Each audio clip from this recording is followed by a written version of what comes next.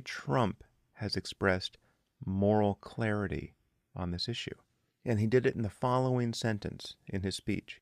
He said, America must unite the whole civilized world in the fight against Islamic terrorism. America must unite the whole civilized world in the fight against Islamic terrorism. Would someone talk about radical Nazism being a problem, as opposed to all those other forms of Nazism that are not a problem? Yes, they did. In 1935, the Times cast Hitler as a moderate, passing the Nuremberg laws to appease the radical wing of the Nazi Party. The problem is that you can have an imam in an ordinary mosque in Orlando right before this attack preaching the murder of gays. Death is the sentence. I mean, look, there's nothing to be embarrassed about this. That death is the sentence. But we have to have that compassion for people. With homosexuality, the same. Out of compassion, let's get rid of him now. All of this talk about guns is a combination of pure confusion on the part of people who don't know anything about guns and dishonest political posturing on the part of those who do.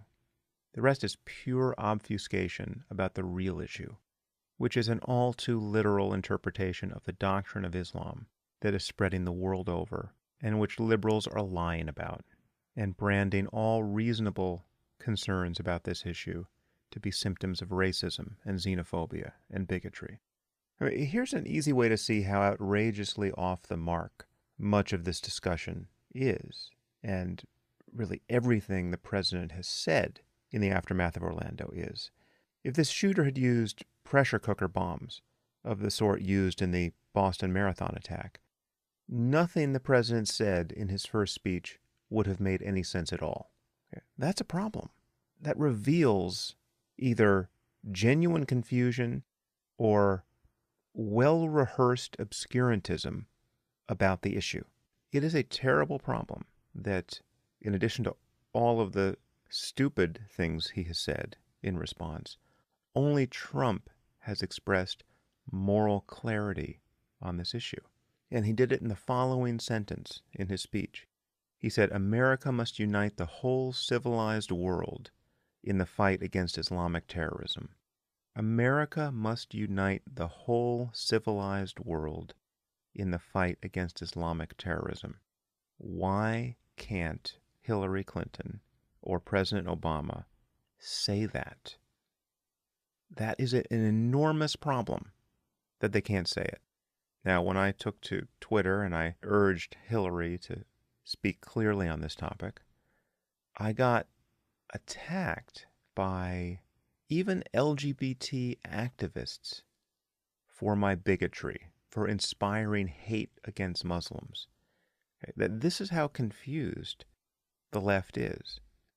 Just a few hours after this news broke, LGBT activists were so allergic to having someone name the belief system that had just produced a massacre in their community that they lashed out against me as a bigot, rather than lash out against the people who won't name the belief system that at this moment is doing more than any other on earth to target gays and to force them into hiding. The left is so confused on this topic. I honestly think that it would be possible to find someone in an orange jumpsuit about to get his head cut off who, with his last words, would complain about Islamophobia. I mean, literally a bad right-wing cartoon is possible in the real world now, given the moral confusion we're dealing with. And the confusion is the direct result of the words we use. And much of this confusion has been consciously engineered by obscurantists. A word like Islamophobia was invented to spread confusion. And now we have a president and a press who use it completely unselfconsciously. Now, the president just gave a speech. It ended like 5 minutes ago. pushing back against this complaint about his not honestly naming the problem to be radical Islam. And Hillary Clinton has done the same thing. She's reluctantly talked in the last few days about radical Islamism and radical jihadism. She said, fine, I'll say it, radical Islamism, radical jihadism, but it doesn't matter what you call it, it matters what you do. And the president took the same line in his speech. And they both claim that anyone who cares about the words we use here is just engaged in a semantic game and empty politicking. This really is infuriatingly dishonest. If it matters that you think clearly about a problem, if it matters that you understand what the problem is, then the words you use matter, because we think and understand with concepts. Take Hillary's recent utterances, radical jihadism, radical Islamism. Does she think there is a non-radical form of Islamism or jihadism? Does she think that? Either she's confused, or in yet another tortured instance of political correctness, she's trying to do anything she can to avoid saying the word Islam. This isn't semantics. This matters. Would someone talk about radical Nazism being a problem, as opposed to all those other forms of Nazism that are not a problem? Okay. And the president in his speech was, again, this is a very difficult thing to criticize, because 99% of smart people who watched that speech, who are not well attuned to this issue, will think he was brilliant. He held the moral high ground. He smashed the demagogue, xenophobe, racist Trump, right? Here's finally there's a grown-up who's talking sense. And you should watch Obama's speech that he gave today, Tuesday. This, I think, is his second speech in response to Orlando. He's obviously a much better speaker than Trump is, but his speech was incredibly dishonest and sanctimonious and bullying, frankly. He said that ISIS, and he won't call them ISIS, he calls them ISIL, they're not religious. They're perverting a great religion. They're distorting a great religion. I understand why someone may think it's pragmatic to talk that way, but if in fact we need to talk that way, otherwise we're going to produce millions of radicals who think that their religion needs to be defended against the West, that is a statement of a terrifying problem that we need to be thinking about clearly. But otherwise, this is just a lie. The problem is deeper than that. The problem is an all too plausible interpretation of Islam, the great religion, is yielding this behavior for reasons that are not in the least bit mysterious. The problem is that you can have an imam in an ordinary mosque in Orlando right before this attack preaching the murder of gays, which in fact happened, right? This video is now circulating. And you lie about this reality at your peril. Politically, yes, but in every other way. But to continue to obfuscate this issue is simply preparing the ground for ISIS to have a vote in our presidential election. It matters that this is the sort of thing Hillary emphasizes in the immediate aftermath of Orlando. Rather than talk about jihad or Islamism, she says things like this: inflammatory anti-Muslim rhetoric hurts the vast majority of Muslims who love freedom and hate terror. It's no coincidence that hate crimes against American Muslims and mosques tripled after Paris and San Bernardino. Islamophobia goes against everything we stand for as a nation, founded on freedom of religion, and it plays right into the terrorists' hands.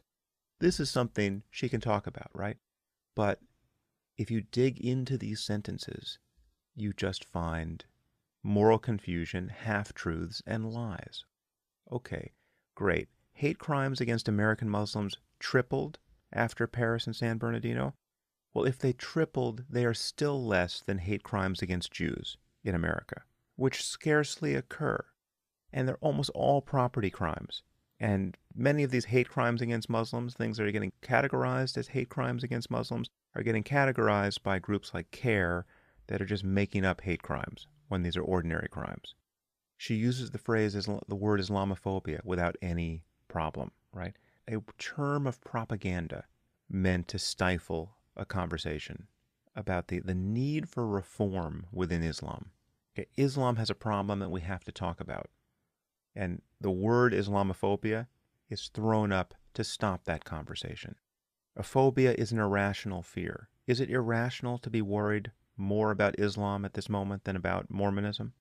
And then this final claim that it plays right into the terrorist's hands. This is the narrative that I've talked about on the podcast. The idea that if we focus on Islam in any overt way, we will drive more Muslims into the hands of the theocrats, right? More Muslims will support a group like ISIS than would have otherwise if we speak honestly about the ideology that is delivering us this mayhem. Right. Well, if true, that is so terrifying that we should talk about almost nothing else in this area, right? And if not true, it is the most paranoid and uncharitable thing ever said about a community. I'll tell you what harms the vast majority of Muslims that love freedom and hate terror. Muslim theocracy does. Muslim intolerance does. Wahhabism does. Salafism does. Islamism does, jihadism does, Sharia law does. The mere conservatism of traditional Islam does. Okay, we're not talking about only jihadists hating homosexuals or thinking they should die. We're talking about conservative Muslims. The percentage of British Muslims polled who said that homosexuality was morally acceptable was 0. Do you realize what it takes to say something so controversial in a poll that not even 1% of those polled would agree with it? There's almost no question that extreme that you will ever see in a poll that gets a 0. But ask British Muslims whether homosexuality is morally acceptable, and that's what you get. And the result is more or less the same in dozens of other countries.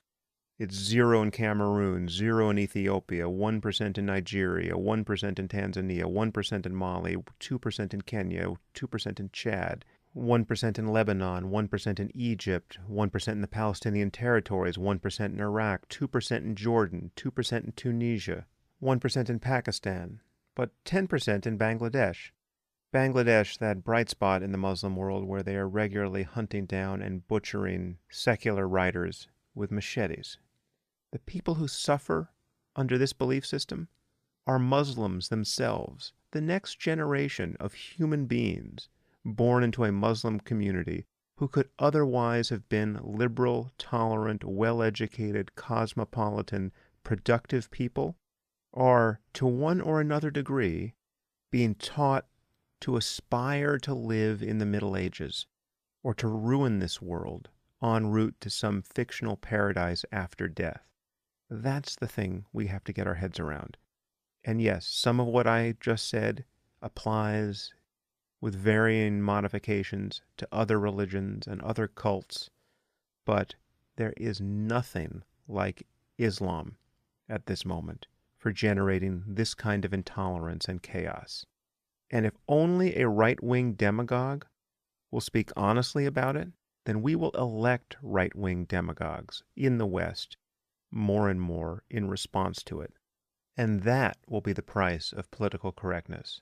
That's when this check will finally get cashed. That will be the consequence of this persistent failure we see among liberals to speak and think and act with real moral clarity and courage on this issue. The root of this problem is that liberals consistently fail to defend liberal values as universal human values. Their political correctness, their multiculturalism, their moral relativism has led them to rush to the defense of theocrats and to abandon the victims of theocracy, and to vilify anyone who calls out this hypocrisy for what it is as a bigot. And to be clear, right, and this is what liberals can't seem to get, is that speaking honestly about the ideas that inspire Islamism and jihadism, beliefs about martyrdom and apostasy and blasphemy and paradise and honor and women, right, is not an expression of hatred for Muslims. It is, in fact, the only way to support the embattled people in the Muslim community, the reformers and the liberals and the secularists and the freethinkers and the gays and the Shia in Sunni majority contexts and Sufis and Ahmadis and, as Majid Nawaz puts it, the minorities within the minority who are living under the shadow and sword, rather often, of theocracy. Now, as you know, I've long been worried that political correctness on the topic of Islam would produce a reactionary, nativist, and even fascist backlash in the West. And while I didn't foresee the migrant crisis in Europe or the preposterous candidacy of Donald Trump, the way these events have kindled xenophobia and racism has been totally unsurprising. And this transformation of our country is unfolding with each news cycle. The words we use matter here because in place of conceptual clarity and moral courage, what we are getting from the left is just sanctimony and charges of bigotry against people who are not bigots, who are anything but bigots. And here I'm not talking about Trump. I'm talking about the millions of people who may yet be tempted to vote for him because their common sense is being demonized and defied at every turn on this issue. And this leaves everyone who is appropriately worried about jihadism and stealth theocracy and the way in which our freedom of speech is already being abridged by the, quote, religious sensitivity of a single community the world over. It leaves these people with nowhere to turn but toward the right, okay, toward their own bullies and even theocrats. And this is happening across Europe, and it is happening in the U.S., and Trump's candidacy is a clear expression of this. And it would be so easy for Clinton to steal the ground from under him by just talking honestly about this. And not only would she be making her candidacy stronger and thereby blocking the path of a dangerous incompetent toward the White House, she would be supporting the very people in the Muslim community who are struggling to do the work of reform. And if you think that speaking honestly about the need for reform within Islam will alienate your allies in the Muslim community, well, then you don't know who your allies are. Okay, well, sorry if that bored you to death, but unfortunately, as I've said before, this is the big story of our time, and it is preempting all the other stories that should be the big stories of our time. All of the other problems in the world that we could be thinking about and trying to solve, all the other creative projects we could be focused on, all the ways in which we might strive to make the world beautiful and a better place to live, all of those things are being preempted by what will almost certainly be a multi-generational effort to contain the religious stupidity and triumphalism of radical Islam. Let's get our terms right, at the very least.